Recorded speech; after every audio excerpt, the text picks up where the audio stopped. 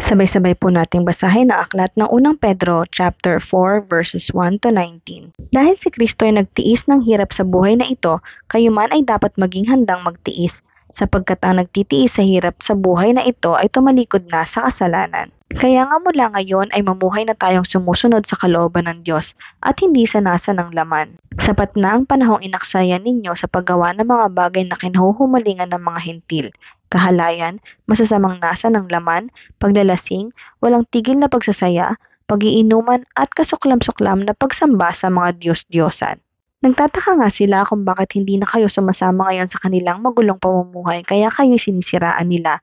Ngunit mananagot sila sa Diyos na hahatol sa mga buhay at sa mga patay. Ipinangaral din ang magandang balita sa mga patay upang bagamat sila'y nahusgahan ayon sa laman gaya ng lahat ng nasa laman, mabubuhay sila sa espiritu sa pamamagitan ng kapangyarihan ng Diyos. Malapit na ang wakas ng lahat ng bagay kaya't maging mapagtimpi kayo at panatilihing malinaw ang inyong pag-iisip upang kayo'y makapanalangin. Higit sa lahat, magmahalan kayo ng tapat sapagkat ang pagmamahal ay pumapawi ng maraming kasalanan. Huwag maging mabigat sa inyong loob ang pagtanggap sa inyong mga kapatid sa inyong bahay.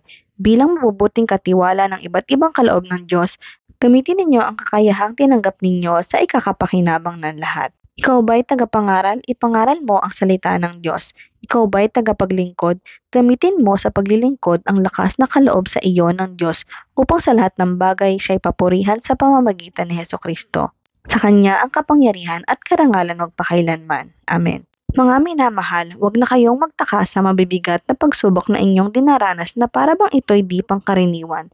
Sa halip, magalak kayo sa inyong pakikibahagi sa mga paghihirap ni Kristo upang maging lubos ang inyong kagalakan kapag nahayag na ang kanyang kadakilaan.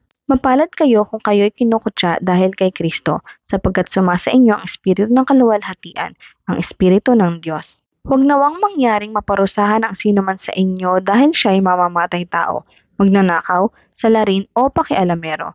Ngunit kung kayo magdudusa dahil sa pagiging Kristiyano, huwag ninyong ikahiya ito. Sa halip, magpasalamat kayo sa Diyos sapagkat taglay ninyo ang pangalan ni Kristo. Dumating na ang panahon ng paghuhukom at ito ay magsisimula sa mga bayan ng Diyos. At kung sa atin ito magsisimula, ano kaya ang magiging wakas ng mga hindi sumusunod sa magandang balita ng Diyos?